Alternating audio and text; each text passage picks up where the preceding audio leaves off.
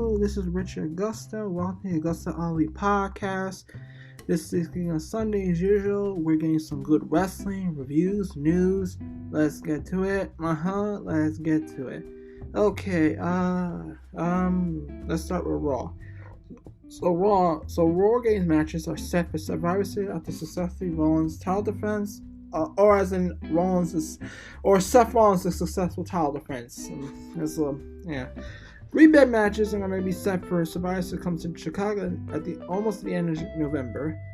When one of WWE's traditional Big Four pay-per-views on the horizon, the promotion used Sunday's edition of Raw to put the tours working on November 25th. None of those matches are standing War Games matches feature top stars. So yeah. A surprise World Heavyweight Champion between Seth Rollins and Charles Reign proving one of the parts that led to men team Rose. So against Judgment Day and McDuggan. It's not a double cage at Survivor Series. So let's get with the highlight at the Mohegan Sun Arena at Casa Plaza, Wilkes-Barre, Pennsylvania. To it, let's get to what happened on Raw first. Judgment Day defeated the New Day when Balor hit Xavier Woods with Coup de Grace. Before the match, Priest was furious as Zayn was getting a title shot after ruining his cash-in attempt on Saturday. Now, Shinsuke Nakamura defeated Tauza by pinfall after Kakashi. Otis confronted Nakamura after the match, but Nakamura shook his head and left the ring. The Miz defeated Ivar, Ricochet, Bronson Reed in a fatal four-way match by pinning Reed after Reed misses a Susami. Ivar also had Ricochet pinned at the same time, but Ricochet kicked out at the last moment. After the match, Ivar attacked Miz and hit a moonsault. Miz will face Gunther for the Intercontinental Championship at Survivor Series. The Creed brothers defeated DIY by pinfall when Bruce Creed hit Gargano with a Bruce Ball. Luger Kaiser interfered to set up the finish. Zoe Stark won a Battle Royal to secure a Women's World Championship shot at Survivor Series. Xia Li attacked Becky Lynch at Lynch way to the ring. Lee and Pierce eject Lee from the NU. The attack also took Lynch out of the match. The final through Raquez, Baszler, and Stark and Baszler eliminated Rodriguez for battling on the ring apron. Stark landed three kicks for DDT to send Baszler to the floor. So that was some of the stuff. Now we go to stuff we talked. The War Games locked in for Survivor Series. Alright. Seth Rollins opened the show. First of all, celebrate retaining the World Heavyweight Championship by beating McIntyre in the Crown Jewel. Rollins called out Sami Zayn to celebrate with him since Zayn prevented Priest from cashing out Money in the Bank contract after the match. Rollins told Zayn he visited Paris and Zayn could have a title shot anytime choosing. Zayn that he didn't want to face a champion who was compromised with injury, but Rollins said veterans like them were never 100%, but always gave 100%. Zayn accepted it, said there were no better time place than later in the night. We go to the world title main event. Seth Rollins defeated Zayn by roll-up. Zayn tried to attack Rollins' compromised back. That includes the match sequence when locked in the Lion Tamer. It transitioned into a Boston Crab. Rollins was able to reverse submission to a pin. Alvarez scoring the 3 to retain the title. After the match, Rollins after Zayn the handshake, which Zayn is except for raising Rollins' hand. Zayn left the ring, was jumped by Judgment Day, JD McDuggan. Rollins tried to make the save, but the numbers that ran were too much.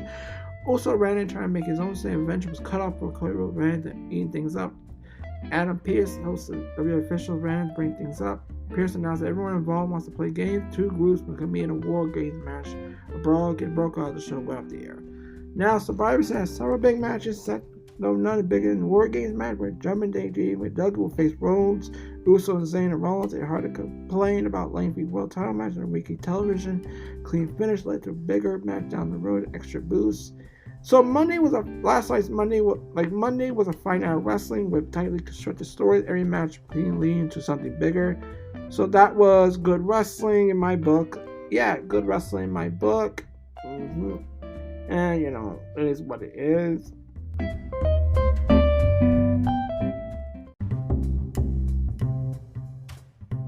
NXT. Let's review NXT.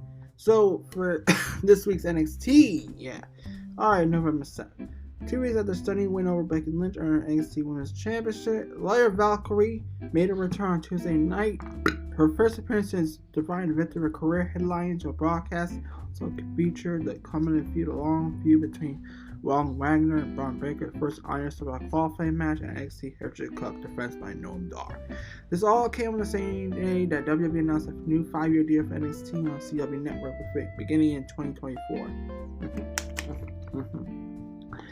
Let's find out what happened this week on NXT. Let's talk about the match cards. Wagner versus Breaker, Iron Survivor qualifying match, Halen versus Stratton, Heritage Cup of Title Defense, Tozawa versus Noam Dar, Tyler Bate for Dijak, Lyra Valkyrie for appearance since the women's NXT Women's Champion. Let's go start with the Heritage Cup, Tozawa versus Dar. After Scar and Noam Dar accepting challenge for the NXT Heritage Cup last week as part of Halloween Havoc, Tozawa continues training as a new member of the Alpha Academy by battling the leader of the Metal Four in the first match. The opening 3-minute round ended without any falls. Cited a super last-second superplex. Dar ended that trend with a quick pinfall with a handful of tights to take one lead. He cheap shot for not enough to force a disqualification referee. Tozawa tied up in the ankle lock close to the fourth round, created a surge of urgency for the remainder of the bout. We fought under sudden death rules. The clock ticking down. Lashley put him out of the way and Tozawa crashed the mat for time attempt. Dar retained moments later. Without any outside interference in what felt like a rushed match time, Dar and Tozawa could have torn the house down. Well, this was a perfectly acceptable opener. Highlight two factions give the heels a sneaky victory. Alpha Academy look a big deal. Max Dupree continued to grow as a performer every television outing. So it was good and sensitive stuff to start the show. So Dar still is champion. Dar still is champion. And it is what it is. One thing to talk about that Joseph pointed out, Tozawa 17 titles in WWE and he was chasing the 18. He meant that 16 of them were 24/7 championship reigns though. Honestly, okay, Lyra Valkyrie addressed the NXT universe. In her first address as the NXT Women's Champion, Lyra Valkyrie did not have a chance to say much thanks to interruption from Xia Li. A tense in-ring confrontation gave away the challenge from the babyface to the interloper. This was a short, sweet segment that made sense. Lee had made a point to target Becky Lynch as witness the Monday Night on Raw. With a better way to further provoke the man by then setting her sights on a friend protege. Thus week after Lynch appeared to pass the torch NXT to her countrywoman, Lee had the opportunity to 3-drone her and ruin the dream of the new face of the division. The date of the match is still to be revealed. Next we got the Iron Survivor qualifying match, Fallon Henley versus Tiffany Stratton. A week after Survivor brutal assault at the hands of Stratton, Helen sought to extinguish any chance of forming women's champion, had a complaint impeding the Iron Survivor challenge and the deadline. September night, a good competitive contest between Phil and Pose and saw Stratton getting back to the winning ways and cash a ticket to one of the marquee matches in NXT. Given how brightly she signed her feud with Becky Lynch, it extends the team push, highlight a young competitor who is quickly developing apparent competitors in the division. With that said, Henley has always been a wrestler who's better than her place on the show would suggest. Break her away from Josh Briggs, book Justin, and let her develop her own personality. She will shine. Right now, she's a victim of a low division and a slew of women, promising women, young stars. Stratton defeated Henley the NXT deadline. So yeah.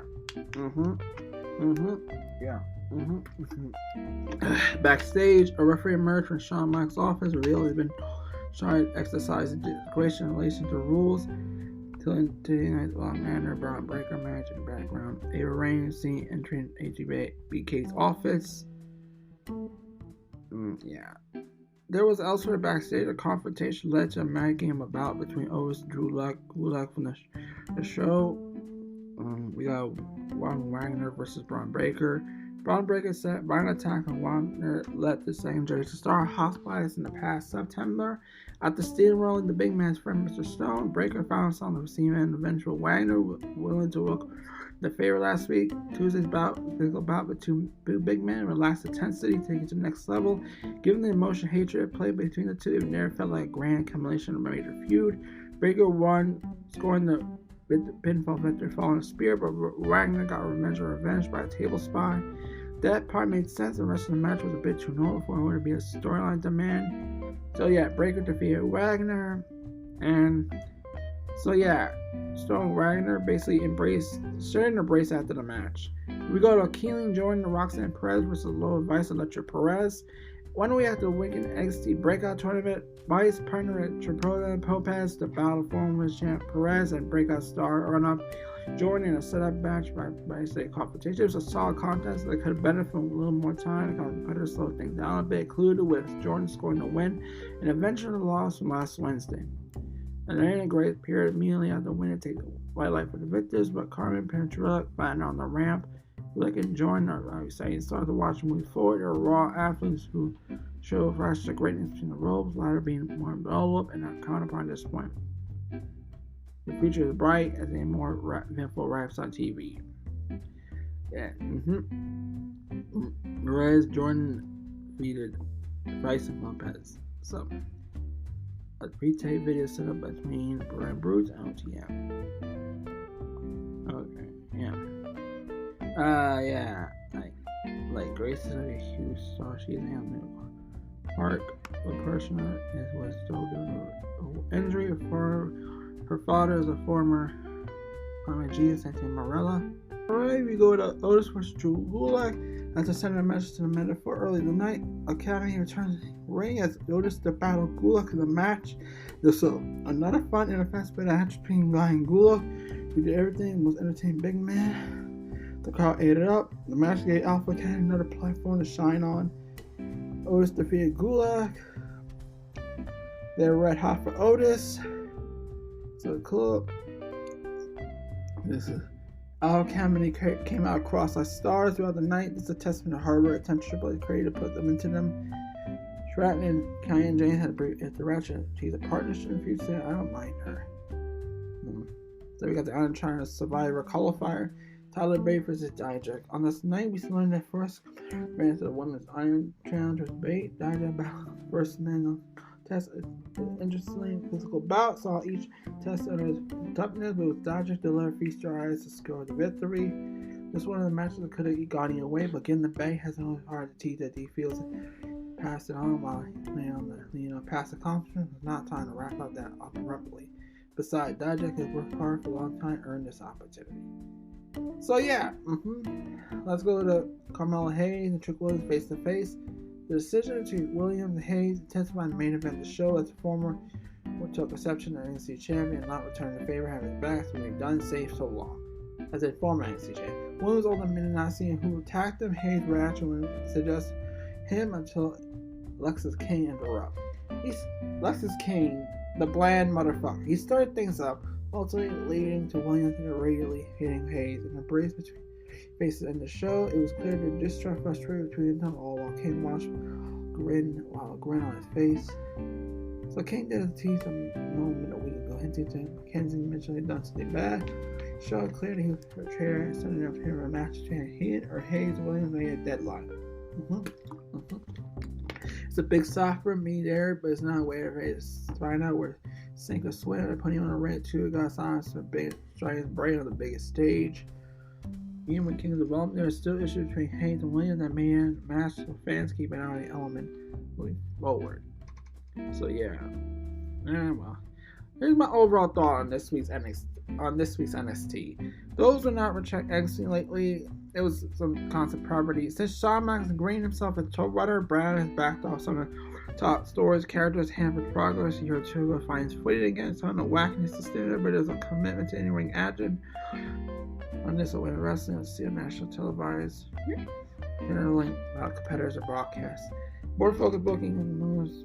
Almost higher roster than do. No, but it's a good podcast.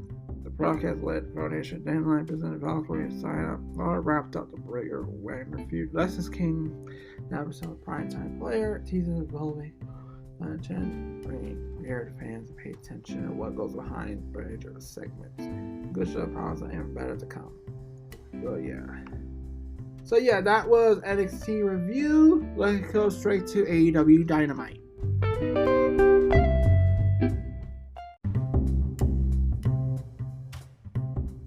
Let's get to Dynamite now. Let's go to Dynamite now. Okay. NJ made a date with Switchblade Jay White for the WWE title full key on Saturday, November 18th. But Wednesday on TBS, the People Scumbag did against Garcia in the main event of a jam-packed episode of Dynamite after the first match. Yeah, the first match.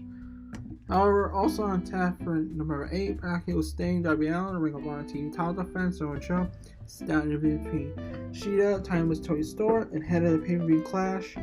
So also, find out what went down, who built momentum, the big men wins, as well as a recap of this week's Dynamite.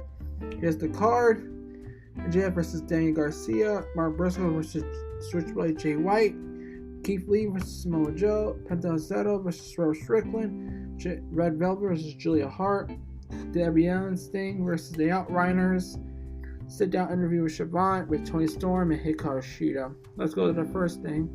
The world title match, MJF versus Garcia. A backstage competition between MJF and Garcia gave away the night's opening contest. A world title defense by Salty Earth against one of the more gifted young technicians in the company. This was a gritty bout, so each competitor targeted her limbs, hoping for submission. No matter what attempt, they were failed. The damage done to the body, Garcia nursed an injured arm, MJF a knee. In the end, he was a world champion with battles winning, applying armbar for the tap of victory. After the match, MJF extended his hand out of respect, but cool hand go apart. That he mentioned manner per Garcia in the ring for. The match was a strong way to kick off the show. It was not over long. It was a ton of room. Breathe. Instead, it was non-stop action coming and finish that made sense. Champion over a worthy challenger. It was just to see where Garcia goes from here. He has a joint prime spot as Dynamite. Instead of the time in the background, that the dark thoughts were tar too long. MJF defeated Garcia to retain. Portland loves MJF. We got the commentary team heavy lady into the stars of future topic discussing the match. There's been some steady criticism and late over company reliance on older 50-plus-year-old talents. We got solid limb-based offense with both guys. MJF targeting Garcia's arm. The challenger working with the legs of the champ. Then work directly to the finish. Now we go to Sting, Darby Allin versus the Outriders. Then we got Tony Storm and Hikaru Shida promo. Sting, Darby Allin made a team with Adam Copeland about Christian Cage stars and they went in full gear. With the duo Outriders battle the Outriders, Crew Magnum and Turbo Floyd on the late night. The tag team action. The match was a little more than a glorified hamster match as the heels got a few spots in but Sting and Allin fired back, put them away in short order, with the former scoring submission win with Scorpion Deathlock. This was a perfect way to set the Hall of Famer in front of the audience and not seen 34 years a hot-hitting full of gears trios match. After the match, commentary team they Pete Tate interview conducted by Tony Schiavone, AEW Women's Champion Shida and Tony Storm. So yeah, it was basically a Pete Tate interview conducted by Schiavone. It was an uneventful, fast promo that presented nothing new, but simply existed to get the women on screen for a minute or two of disappointment, given how both almost gave everything they evolved and better. So yeah, Sting and Allin defeat Underwriters. Takeaways: Schiavone cited greatest history of Jim Valley attendance tonight, revealing was Sting's first match in Portland since 1989. Scott expanded upon reveal he challenged Flair for the world title that night. Storm is great. She is great. The match will be great. This was a race to promo. Not so much. It was pretty good. Penta Zero medal. Now we go to the Penta versus Swerve Strickland. Okay. Ahead of the anticipated rematch with Hangman Page in full gear, Swerve Strickland battled Penta Zero in singles competition Wednesday. So, the main event was competitive. Only Strickland probably instead of earning was a victory ahead of the big pay-per-view match. All praises on that. Match was good. Instead of ultimately putting Brooklyn over clean. Page post-match attack was that what you want to see out of a guy is that he was home broken by disrespectful, rash rival, the trick shots and then I ramp. That's on the guy who permanently pissed off a good match, perceived by even better angle. Could use the build to full gear. So Strickland defeated Penta Zero.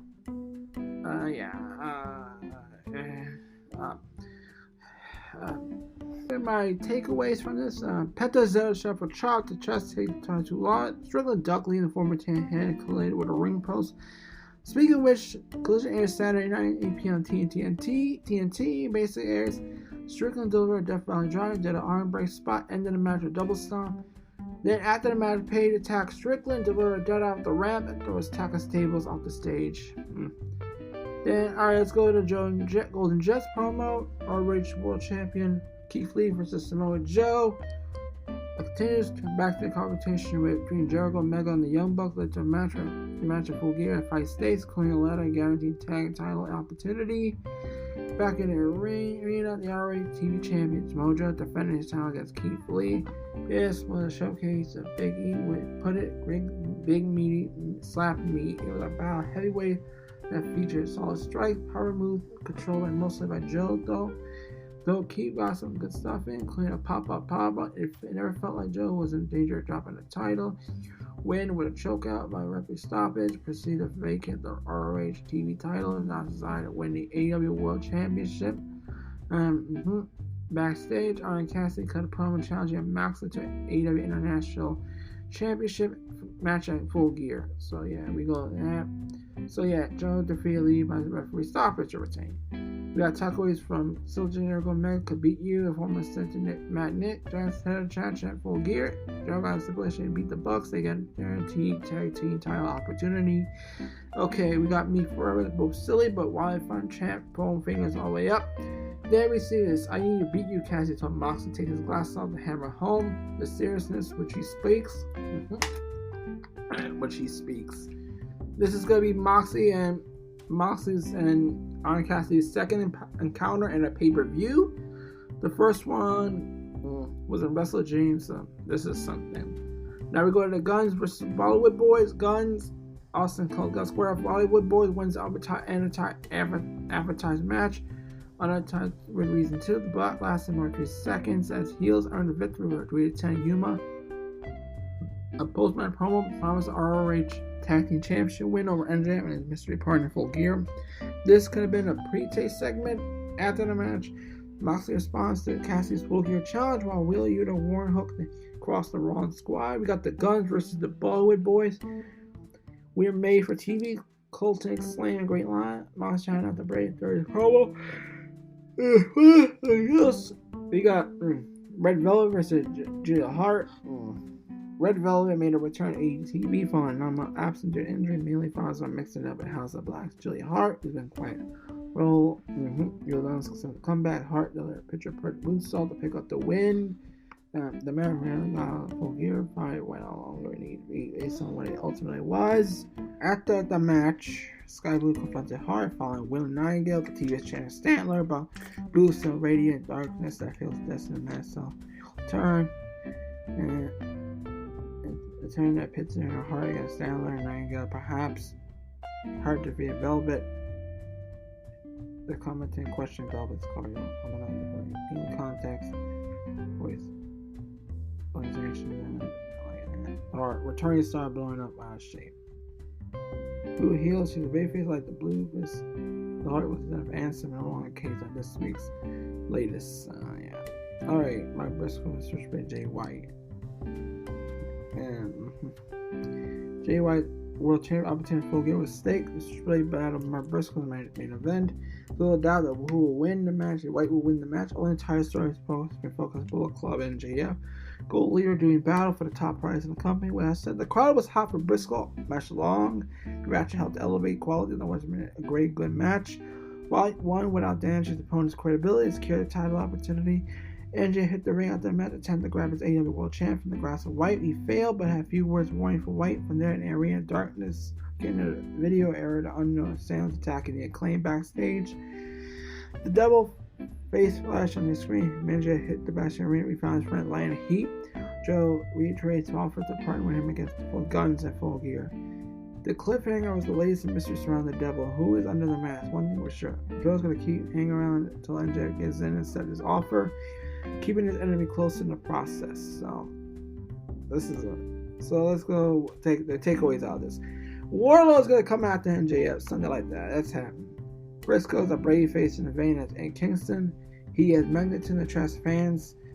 And when he fires up, nothing pure energy. White clings onto the AEW World Champ. That is not a great image. And MJF microphone just quality heel stuff from the guy who may be latching on the last bit of relevance. Okay.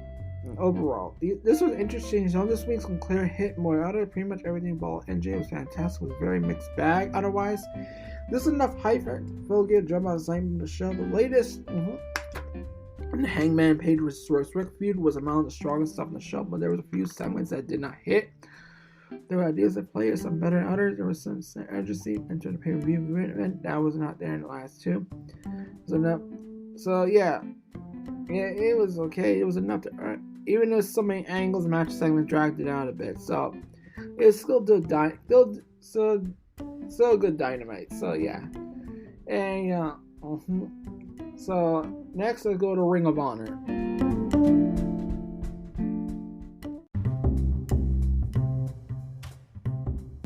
Ring of Honor now. Let's start with Ring of Honor. This week's episode of Ring of Honor on the Club this week kicks off recap of last week's main event with Dina and Mercedes eventually saw the return of Billy Starks, helping Dina retain her championship. Retains her belt. Now start with Spanico versus Tony Nese. Ethan Page came out on the stage, distracted Tony Nese. Spanico rolled up Nese behind to secure the pinfall victory. Darius Martin and Andrade are backstage. They'll face off with Shane Taylor promotion later on tonight. Martin and Andrade revealed they have some backup in the form of infantry. Yes. So Spanico defeated Tony Nese. So yeah. Now we go to ROH World Women's Champion. Dina defeated Holly Hauser Proving Ground match. Dina knocks out Hauser, scores a pinfall victory. Dina attacks Hauser onto the belt, slamming her face in the title as Billy Starks looks on. And we got, yeah. So now Kyle Fletcher defeated Lee Johnson.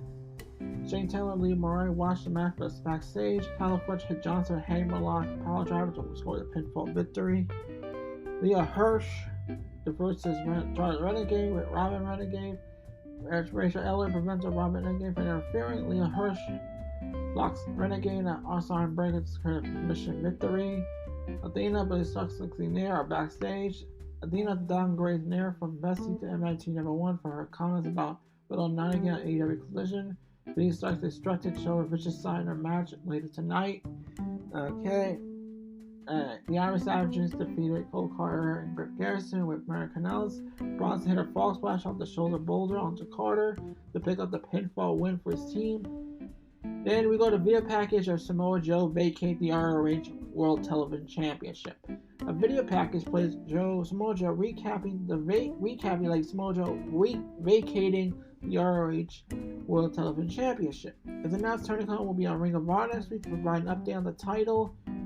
So yeah, so we go to Billy Starks with Dina versus Rachel Ellering. Starks hit a swanton bomb on Rachel Ellering to score a pinfall victory. Athena attacks Rachel Ellering after the match, but this time Billy Starks joining on the attack, so Leah Hirsch comes out to make the save for Ellering. Then we go to Josh Woods with Smart Mark Sterling versus SK Bishop. Josh Woods hits a Chaos Theory on SK Bishop to score a quick pinfall victory. We go to Darius Martin, Andrade, and the Infantry versus Shane Taylor, Lee Moriarty, Peter Avalon, and Ryan Neff. Shane Taylor promotion beat up Neff and Avalon and walked down on the Infantry, hit boot camp on Avalon. Bravo picks him up to pick up the win for his team. We go to Rachel Ellering backstage. Ellering said she was grateful for Leia's help tonight. Lurch arrived, said she's only helping out because she didn't like owning anyone to depth. Now they're even and done with each other. Maria interrupts and gives her some grief for her newly found alliance. Then we go to Jericho with Jose the Assistant versus Gravity. Jericho hit Gravity with a corkscrew destroyer to score the pinfall victory. And we go to this match, Eddie Kingston versus Angelico for ROH World Champion. Kingston hit a spinning back fist on Angelico to retain the title.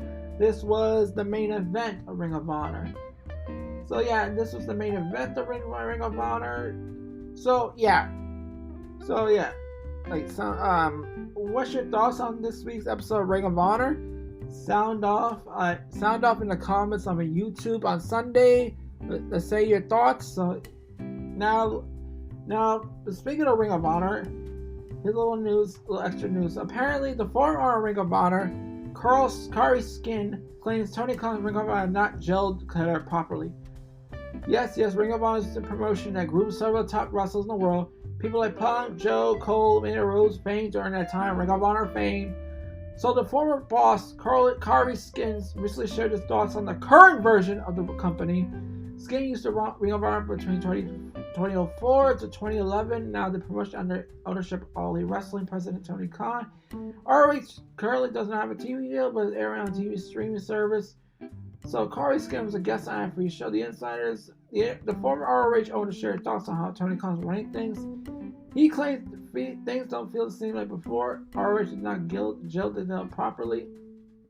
He says this: "It's still alive today, but it doesn't have any worse times of Ring of Honor. Even the worst time of Sinclair, Ring of Honor was like, we're all this together, like a fans of fans." And he likes Tony Khan. He says, like Corey likes Tony Khan, and he's a good guy. And Tony Khan has so much on his plate. I think current Ring of Honor is like, he don't know what to come up with. He don't want to look like sour grapes. But he says it's not gelled together properly. So yeah, okay, so basically, while Corey will feel this way, ROH seems to get more attention nowadays and stars featured regularly on international TV. They make appearances on AEW television and pay-per-view. So I don't know what's their problem with Corey, but he's old. The old Ring of Honor went to work anyway. So yeah, this is the new current Ring of Honor. I liked it. So now let's go to SmackDown.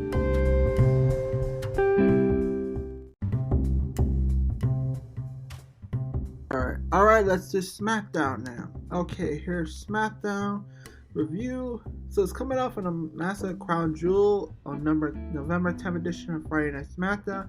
It questions the future of the Blue Brand with the bloodline inside the National Arena in Columbus, Ohio. LA cannot dethrone Roman Reigns, world champ, and remain undeterred. He turned focus to Grey Waller, who booked the shop this week. Bayley announced a state of damage control if he addressed following the return of Kairi Sane to help Io Sky and Crown Jewel.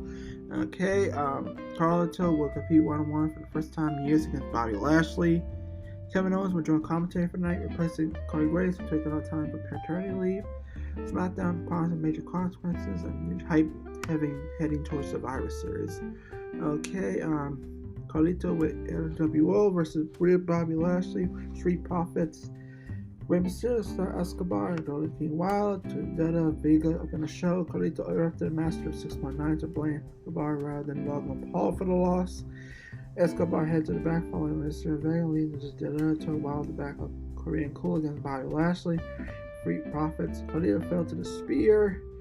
After the match, Lashley, the Street Profit, attacks Carlito. The Master of 619 had to make the save. Escobar did not try to help Carlito. Escobar brawled with the former Legado standing tall. This was a jam-packed 7 minutes round the OK match. Carlito's singles match was too slow. Would have worked better. Even all might packed up the pace. Lashley was at least right man to win, remain protected. It didn't matter when aftermath the LWO volume evolving started with Escobar bracing his best tendencies. He could not escape the shadow of Mysterious. Play a dangerous heel like in NXT. Carlito had felt fluid in LWO. He should stand no more feuding against Escobar. Lashley defeated Carlito. Yeah. Okay. So Kevin Owens opened the show with a sleeveless shirt to join commentary. Told Mount Cole he got the time to make all this. There was beef fast showing watching the match backstage.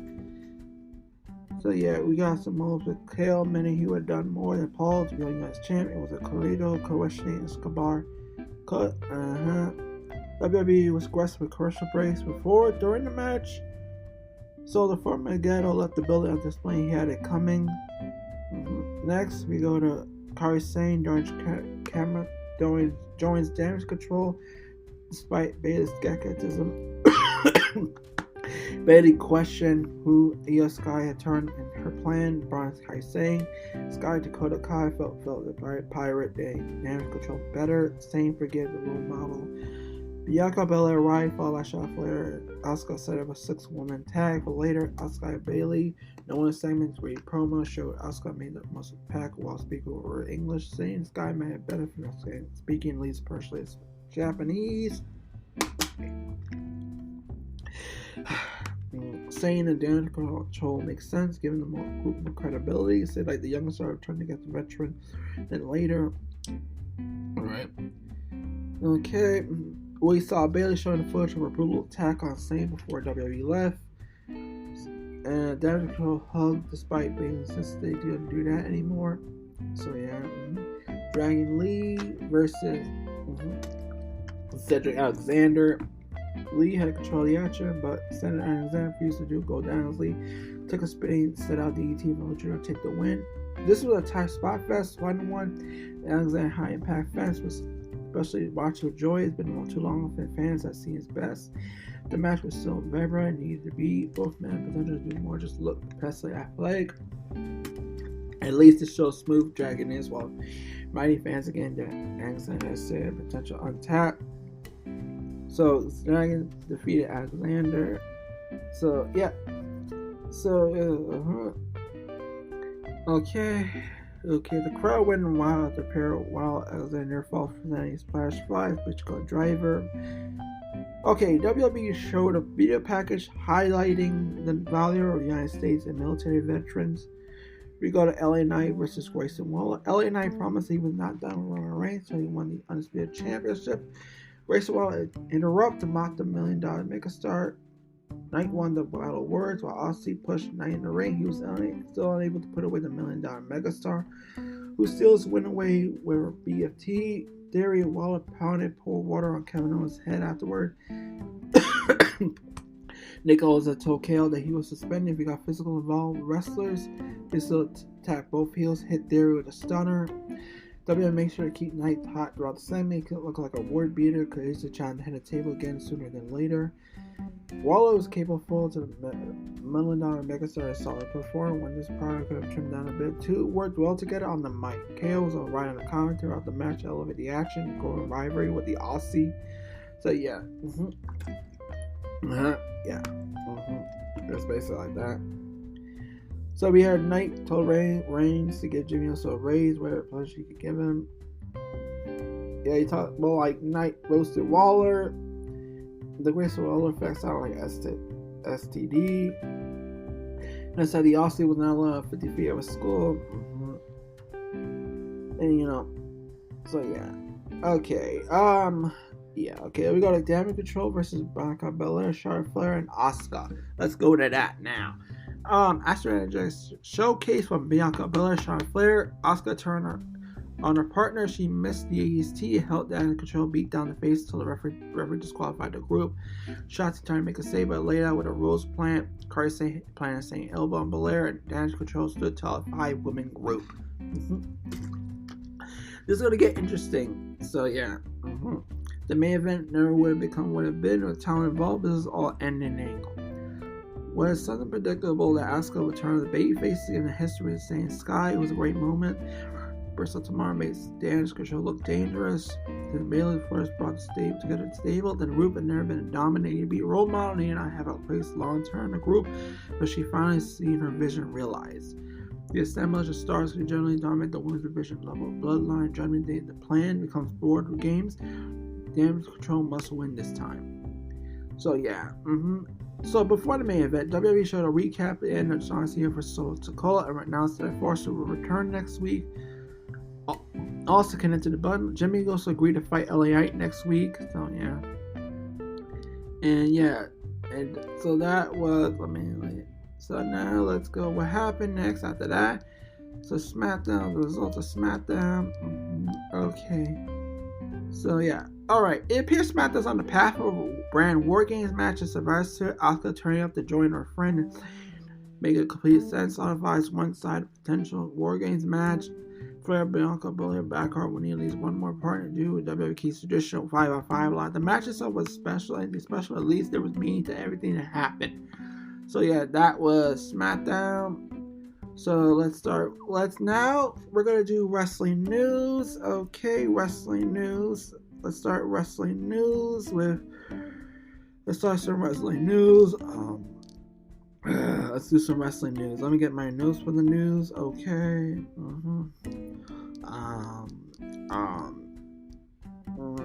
Okay. Let's start. WWE makes official. NXT moves to CW Network. So PW started confirmed the report that NXT would move to CW Network with next year, 2024 in October. They're generally air live events for your next generally 52 weeks a year. This was talked about with NXT. This is what they said. We are thrilled to welcome WWE brand CW Sport portfolio played an integral role or mission to bring live sport events to the network year-round, said Dennis Miller. President of the CW Network, NXT is a perfect fit with WNX's dynamic, young, featured, hot, rising down sports. It was a predictable week of events. The passionate engagement of fan base on a match you to watch audience the WNXT bro home on the broadcast television. So yeah. The CW made a Christian moves over the past year with its live sports schedule. The Nick Khan president, Nick Khan, says it's through sight and bring opportunity to expand NXT's audience by bringing the show to broadcast television for the first time in NXT history. So yeah.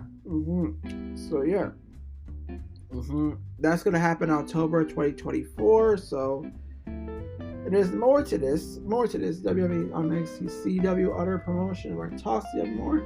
So yeah, WWE is off happy. PW Insider information. So eternally, this is also seeing the major opportunity to expose younger talent, fresh eyes. Viewers hope they can bring out new names. NXT brand self-landing is more balanced. Lines of SmackDown reviewed. The plan for the show will be live weekly, but the need for time they can always tape.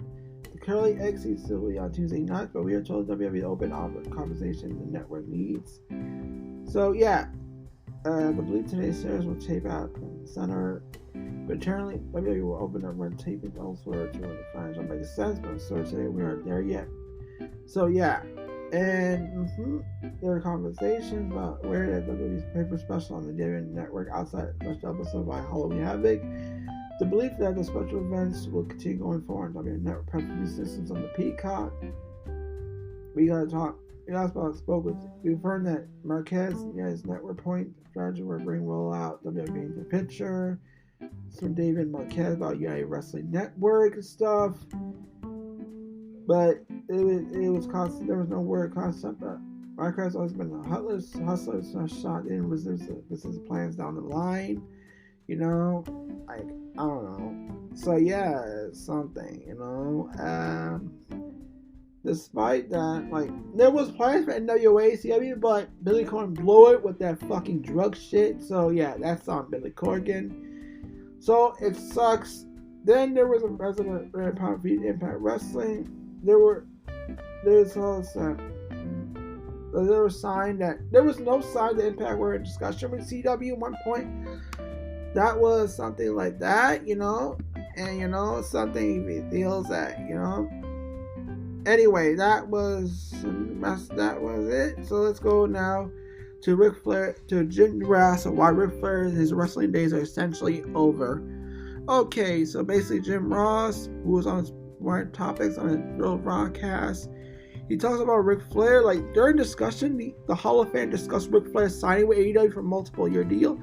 He thinks Flair days on the ring are over. I think Flair can contribute more than the vast majority of the population of the world is vocation wrestling, never wrestling. So that's just me, Ross stated. He's a star. Flair's a star. When he's on TV, he brings your star. Ross continued. I wasn't sure when he was going to do it because I really believe this is going to sound negative. I don't want to sound negative. His wrestling days are essentially over. He's 70-something. I'm 70-something. I get it. Yeah, saying that Ric Flair's career he's not wrestling anytime soon, so it's not happening, Ric Flair. But that wasn't it. Let's go straight to Eric Bischoff now. Eric Bischoff explains why he never considered signing Ken Shamrock in WCW. So Bischoff gave his thoughts on topics in the latest episode of 83 Weeks podcast. During it, Bischoff talked about when Ken Shamrock's on his radar signing WCW. Well, he said this, not for WCW. He was sort of on the radar, but I enjoyed watching him in WWE for all the reasons he pointed out early on. By 1997, I wasn't looking for any more talent more than I could manage. Again, going back to what we talked about showing open, I was certainly aware of him, enjoyed his work. I loved his ability, his credibility, obviously with MMA background, but still, he was able to work. He wasn't just an MMA guy. Definitely my radar. He was someone I hope to see him not end up in WCW. So basically, Bischoff didn't want to sign in WCW. That's the past. Who cares? All right, we're done with the wrestling news. Now let's go straight to Collision.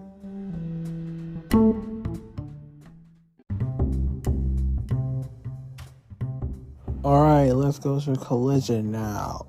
Right to Collision. Okay. Alright, the last thing before we're done. Alright, this week's collision was taped, so okay, full gear next week. So show spent a lot of time happy pay-per-views. However, we got still plenty of action. We got the Righteous Archer had their first match unit with a tall Taz ahead of them when they were put against Sting, Adam Copeland, and Darby Allin. We had the bouts of Wendigo versus Julia Hart, Nick Wayne versus Dalton Castle, and much more. Let's look what went down during Saturday night episode collision. Danny Garcia versus Andre El Idolo at the usual quick hit promos and collision to intro video. Andre El Idolo made his wins for the opening match against Daniel Garcia. Shocking twist. TJ Perry joined El Idolo as manager. Daddy Magic and Cool Hand Angel only follow as far as the stage. And Idolo had the side experience advantage in the bout, but Garcia felt his goal was to make it feel like a competitive fight. Both men took time taunting each other, but El Idolo was the one who used that opportunity to take control. They traded upper hands several times throughout the match to keep us guessing about the outcome. This is a great technical match between the veteran and upcoming talent who was ahead of his curve. The longer the match went, the better it got. Garcia tried to escape, but he ultimately tapped out to the figure 8. On that, Idolo defeated Daniel Garcia. Idolo's ring jacket looked good, had bubbles necessary. Mira was shown watching Perry El Idolo on a monitor. Perry got seen to Garcia's dance. Maybe she could teach Mira how to do it. Anyway, Nick Wayne versus Dalton Castle. Christian Cage, Luchasaurus, accompanied Nick Wayne to the ring for his match against Dalton Castle. The boys with him for support. Castle class Wayne's size, power, experience, technical ability, but the 18-year-old rookie was a bit quick on his feet. Had Alice at ringside willing to cheat on his behalf.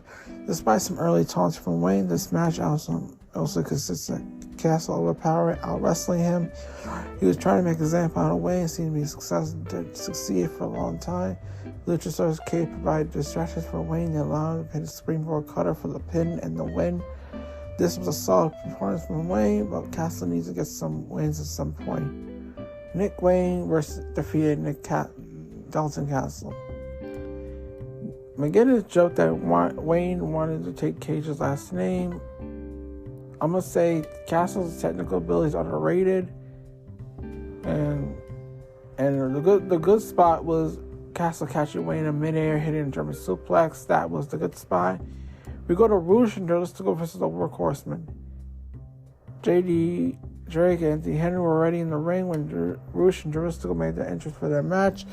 The Workhorsemen were a talented team, were able to get some offense, but the match was predictable as around sunrise. This fight lasted longer than expected, probably a few minutes longer than needed, given how the ending was a foregone conclusion. But Drake and Henry got more screen time, and it's never a bad thing. LFI defeated the Workhorsemen. So Wayne might be one idealizing Cage, but Justical was the one who channeled Cage's look with mesh tank top. So Roosh is much less aggressive when he's trying to be a heel. When he's a bad guy, he's like he's trying to put his opponent in a hospital. We don't get much of this in a bout.